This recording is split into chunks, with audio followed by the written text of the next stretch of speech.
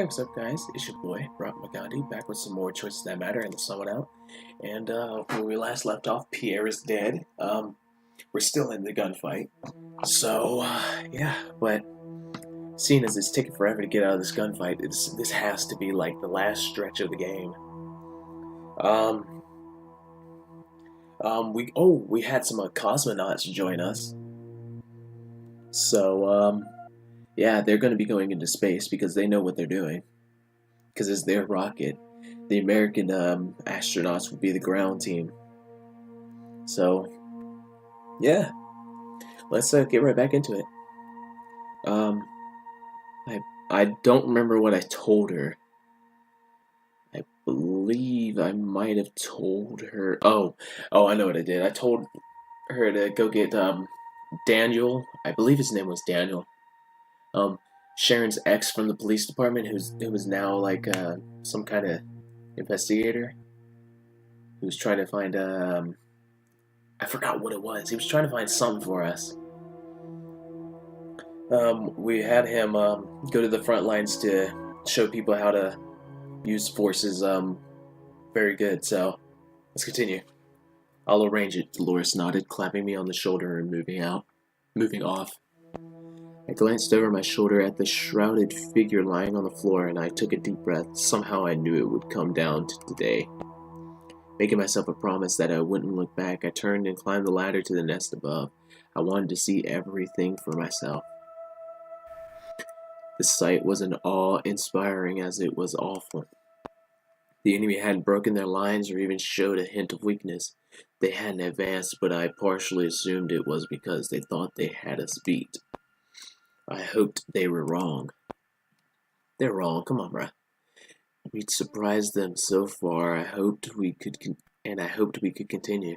I also hoped that the rocket would be ready for launch before I had to test that theory. I picked up the radio and called over. Can I get an estimated time of arrival on when the shuttle will be ready to go?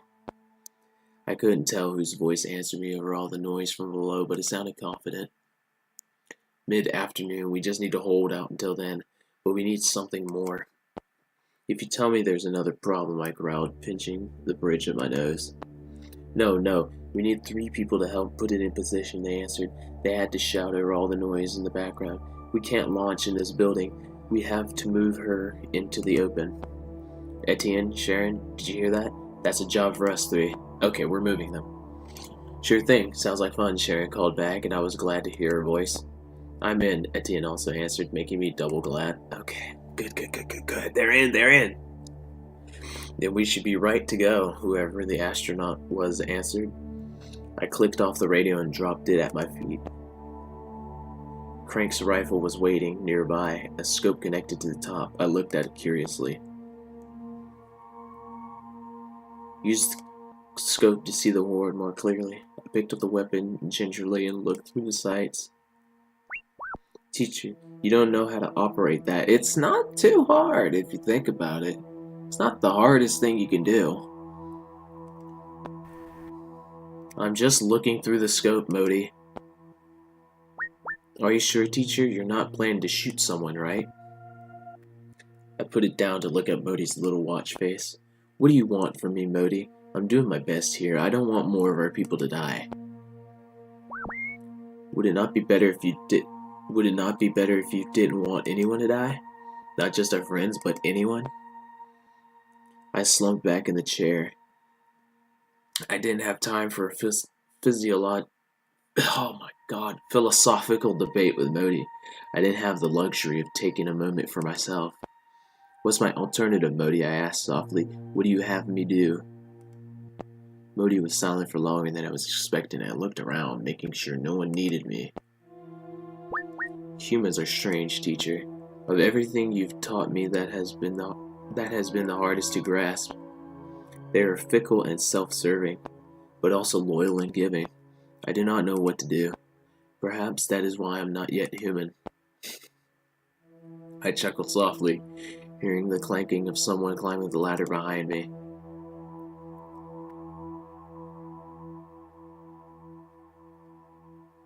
One day you'll be a real boy, Pinocchio. Sharon crawled up into the shooter's nest beside me and looked out over the masses. They're getting closer. You shouldn't stay here. You'll be easy pickings. I just need to see it for myself, I admitted. What if we don't make it, Ron? She took my face in her hands and kissed me sweetly, smiling.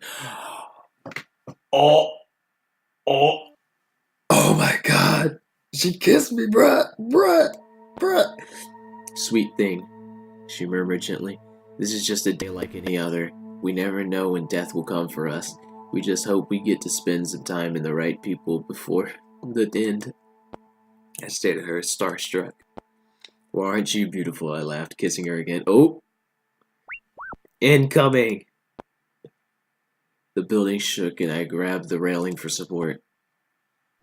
Teacher, a tank is taking aim again.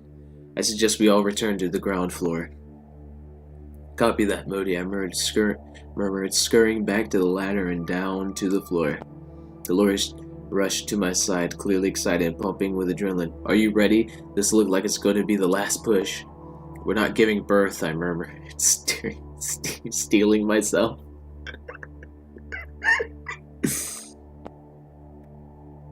Let's do this, I'm right behind you. Nope, let's do this, I'm right behind you. If we make this, Modi, it'll be just in the nick of time, I murmured, picking up a gun of my own and putting my back to the wall we were using for cover. What does that make us? Big damn heroes, teacher. You fucking A right. I laughed and said, you watch too much television, Modi, before raising my voice to address everyone, all my friends standing with me on this day. We know the job we have to do, I yelled, hoping everyone could hear me. They may be misguided in their intentions, but we must stand tall. I paused and Sharon nodded at me in encouragement. We can't let them take this building, I roared. They're trying to put bullets in us, so we have to reply in kind. The tank outside boomed again, shaking the ground. This is about us. It's about everyone. An extinction event that we never predicted in our lifetime is upon us, and that's what we're fighting for. The continuation of our species. I took another last deep breath and then turned to shoot out the opening beside us, roaring a battle cry as I did. Give 'em hell! The roar took up around me and we fired, hoping that we'd hit something important and noteworthy. A half hour of relentless firing later, Modi piped up. Teacher, I have a plan. Speak quickly, Modi. As I said, I have been thinking about how to make another rocket for Mr. Crank's launcher. I instinctively looked up to the bird's nest where the launcher was. There was no one up there now, though that didn't stop Russia's finest from trying their luck shooting up there. Yes, I remembered. You didn't have all the materials. I believe I do now. I need one of the tasers that Mr. Crank gave you. Then Mr. Wong can construct the ammunition. What? The taser? I didn't ask, knowing I wouldn't even understand how it would work, as long as it did. I groaned, slapping my forehead in anger. What is it, teacher? I used or gave away all my tasers, I admitted, looking around. Sharon, you still have your taser? She shook her head wordlessly at me, wincing at her gun blasted through all the holes in the wall. Sorry, Modi, I murmured, disappointed. Keep trying, okay? Oh, no. Yes, teacher. We're out of tasers? Really? Damn, you know what? If I didn't use the taser on the two people in the car, I probably would still have my taser. The onslaught was relentless. I thought more than once I was going to pass out just from the intensity of it. It was never mentioned in the war song that battle was so fatiguing. My radio crackled and I grabbed it, bringing it to my ear to hear what was being said. Perimeter team is falling back to launch building. I didn't recognize the voice, and knowing that Satin was in charge of that team, I called back. Where is Satin? She's meant to be the one making that call. She didn't make it, he said, choking on what sounded like tears. The barricade that we put up fell and it trapped her, and she's gone. Oh, God, Satin's dead! I hung my head, wincing at the loss. Fuck, Chase is gonna fucking kill me. Alright, you just come on back, alright? Alright. God. No sooner had I put my radio down than it crackled again, announcing what we'd been waiting for. She's ready to blow. Scoot, the head Russian cosmonaut, called. We need to get her in position. This is going to be a wild ride. Sharon, Etienne, on me. Etienne and Sharon abandoned their post and made their way to me. Together, we worked towards where I could see Scoot waiting for us. As soon as we reached Scoot, he handed us each a pair of working gloves. Because we need to stay localized to this building, we have to send her out on the track manually, he explained. One of you needs to open the doors with the switches there. He pointed off to a panel next to the giant barn doors. There was a clear line of sight from the front of the building. I'll take that one, I nodded, worried it might be the task with the most danger. I didn't want anyone getting shot because of me. Scoot looked at Sharon and Etienne. Alright, you two need to take one lever each. He pointed to two levers on either side of the launch pad. You have to do this at the exact same time. Also, don't open the barn doors until the last moment. I don't want anyone shooting my bird. I nodded and Scoot handed Etienne and Sharon radios. I already had mine. Give us the orders, Scoot, and we'll get them done. He muttered something in Russian. I was half glad that I didn't understand. The three of us took up our positions and waited. Lever tracks, he called over the radio, and Sharon and Etienne heaved the levers, stiff from non-use. The massive shuttle started inching forward. I looked up at the control panel I was standing at, making sure I knew what was, so I was ready. Behind me, a splattering of gunshot, and someone screamed in pain. Stand your ground. We gotta stand ground. I'm alright, Etienne shouted, pushing his full weight onto the... Oh, Etienne got shot! Fuck! Damn it! Damn, he's... Okay, don't die, Etienne, bruh. His leg was buckled at an unnatural angle. His blood was steadily dripping from it. He saw me hesitate and shook his head. This is why we're here. Keep going. His face was stoic, and I nodded, stepping back to the controls. What? Stoic. Open the door now, Scoot shouted, and I pushed the controls. The giant doors started swinging, and I looked back to make sure my friends were still okay. I couldn't go to them yet. The door would stop opening if I released the button. I saw Scoot pick up his radio again, and I held mine up, ready to hear what he had to say. This isn't the last thing I need to ask of you, he said gravely. Your friend Chase and the Americans are stuck on the other side of the compound. I need a fourth to take into orbit. A fourth, I asked, turning again to look at Etienne and Sharon. They were staring at me. A fourth what? A fourth person to come along. We need more than 3 people or we're not making a return trip, he clarified. His meaning sunk in. Why didn't you say something about this earlier? I said frustratedly. Who do you need? Someone physical and mentally able, said Scoot. Also, someone good at science and engineering. I'm an excellent engineer. I should go. Modi!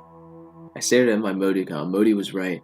Modi had the mind and I had the limbs. Together we could do it.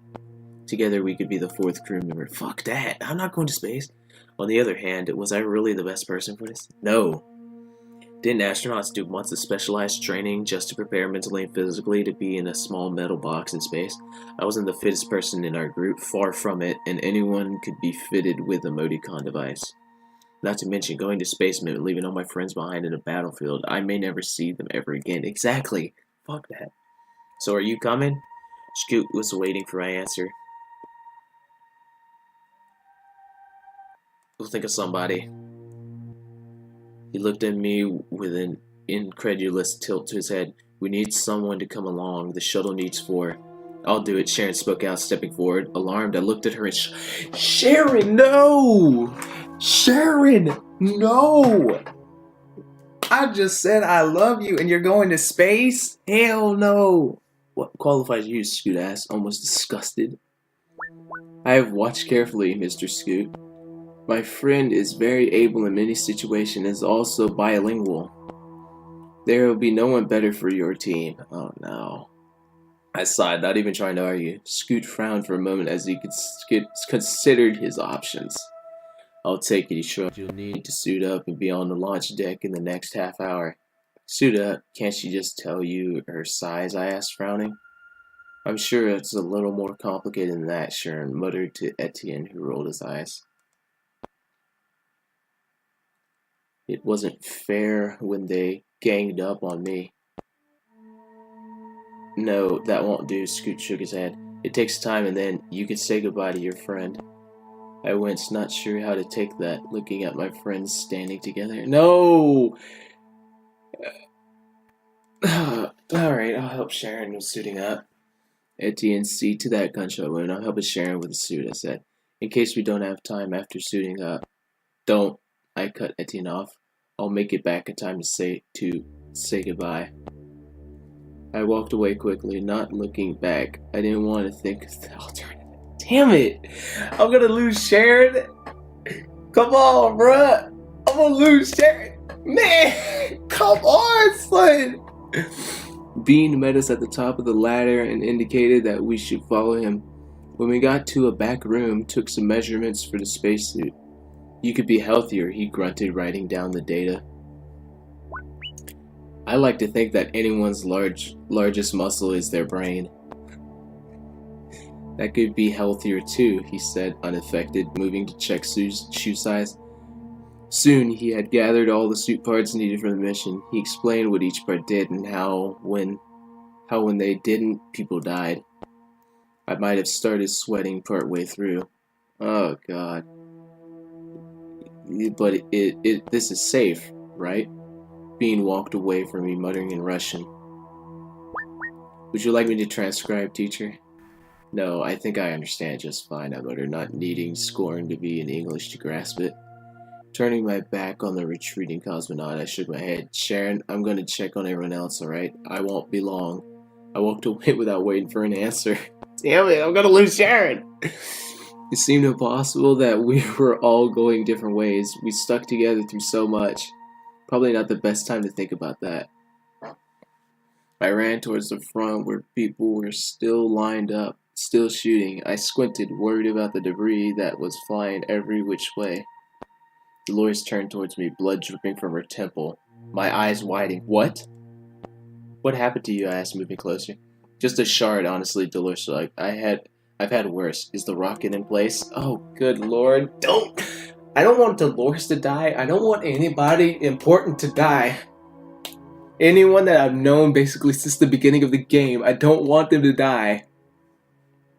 Yes, but Chase isn't here, so they needed another volunteer, I admitted. Sharon put up her hand. She looked at me critically and then folded, reaching forward to embrace me. Don't worry about her, she said. We'll just give them hell and we'll see her on the return trip. Bro, Dolores just fucking, holy shit, dude. The fucking, that touched me in the heart, bro. Dolores. Oh, Dolores. Oh, Dolores. This is why I love you so much.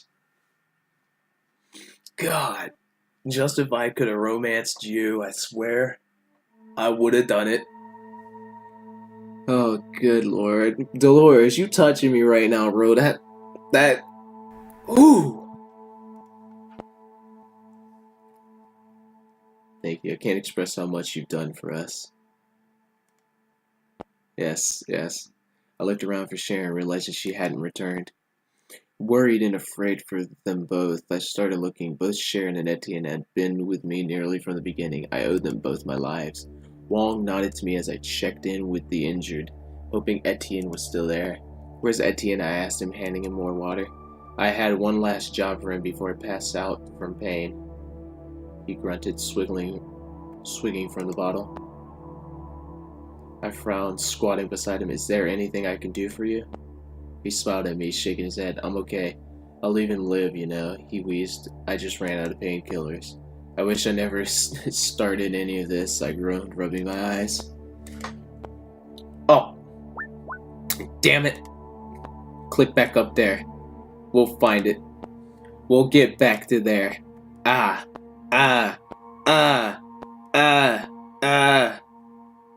Is there anything I could do for you? Just ran out of painkillers. Wish I never started any of this. Then we'd never even have a chance, he argued. This way we get to have our say in the ending of our world. Without you, we wouldn't know as much as we do now. And me, Modi. And you, Modi, he agreed with a short laugh. You said you gave Etienne one last job, I asked, bringing myself back to the present. What job? Up in Crank's nest, he said, pointing. Too tired to fill you in. Crank's sniper nest? That nest was constantly under fire by enemy. Run to the vantage point, bro. We going. Scoot leaned over the balcony above and shouted down to me. 10 minutes until launch. I waved him off. I had one last job to do myself. I hit the ladder hard with my body and began climbing, calling out to Etienne as I advanced. No reply. I threw myself over the edge with the grass, grabbing the ankle close to me. Etienne looked down at me in wonder. What are you doing here? He asked, keeping his body low. Me? What are you doing here? I demanded, looking at Crank's rocket launcher balanced in front of me. Getting rid of that tank once and for all, Etienne whispered back, sliding a tube into the end of the rock. Oh! Oh! Bullets whizzed overhead and we all ducked. You didn't think that you should talk to me first? How exactly are we going to get rid of the tank? I'm going to ask that and I'm going to end the video. So, I will see you guys in the next one. And, bye.